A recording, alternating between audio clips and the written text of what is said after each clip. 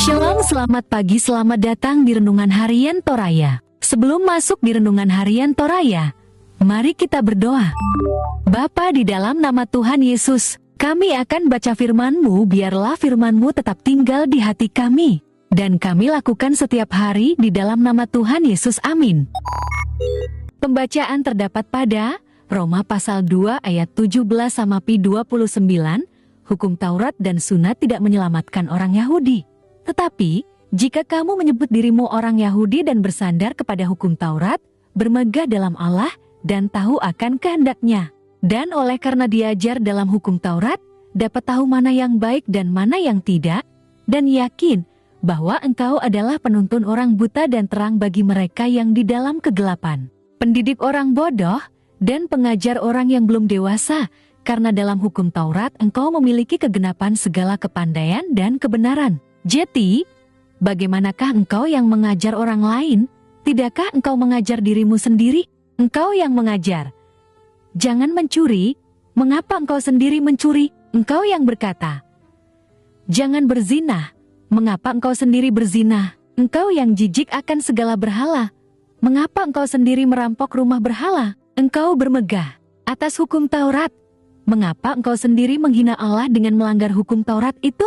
Seperti ada tertulis, sebab oleh karena kamulah nama Allah dihujat di antara bangsa-bangsa lain. Sunat memang ada gunanya jika engkau mentaati hukum Taurat. Tetapi jika engkau melanggar hukum Taurat, maka sunatmu tidak ada lagi gunanya. Jadi, jika orang yang tak bersunat memperhatikan tuntutan-tuntutan hukum Taurat, tidakkah ia dianggap sama dengan orang yang telah disunat? Jika demikian, maka orang yang tak bersunat, tetapi yang melakukan hukum Taurat, akan menghakimi kamu yang mempunyai hukum tertulis dan sunat, tetapi yang melanggar hukum Taurat.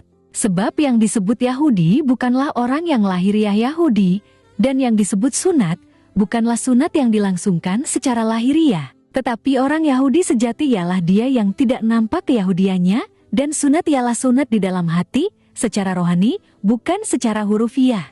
Maka pujian baginya datang bukan dari manusia, melainkan dari Allah. Tema hari ini adalah Tuhan melihat hati. Lana Penatu Natiro Puang. Dalam kehidupan kita, banyak hal yang kita lakukan untuk memperoleh pengakuan dan pujian dari orang lain. Tidak sedikit orang yang menghalalkan segala cara demi mendapatkan pujian sesamanya. Juga tidak terkecuali yang berkaitan dengan hal-hal yang menyangkut kerohanian.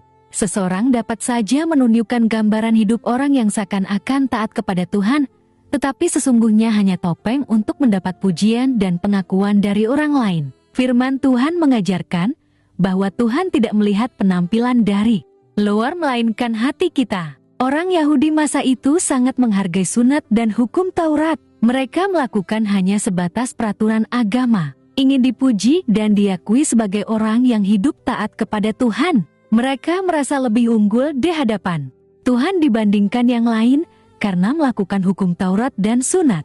Mereka melihat diri mereka sebagai pemandu bagi orang buta dan penerang bagi orang yang dalam kegelapan dan pengajar bagi orang yang bodoh. Tetapi mereka tidak menghidupi apa yang mereka ajarkan. Mereka mengajar orang lain tidak mencuri, tapi mereka sendiri mencuri. Mereka mengajar orang lain jangan berzinah tapi melakukan perbuatan zinah itu. Hukum Taurat dan sunat yang dilakukan hanya sebatas ritual agama. Kita tidak boleh menjadi orang yang tampak baik dari luar, tapi hidup kita hendaknya mencerminkan apa yang ada pada diri kita. Peraturan agama yang kita lakukan, janganlah hanya demi terlihat baik di mata orang lain. Jika kita ingin melihat ajaran Kristus melekat pada orang lain, maka kita juga harus berusaha hidup sesuai dengan teladannya. Tuhan menginginkan hati yang tulus, bukan sekedar penampakan lahiriah. Percayalah, apa yang dilakukan dengan hati yang tulus dihargai Tuhan, meskipun tidak terlihat atau dipuji orang lain.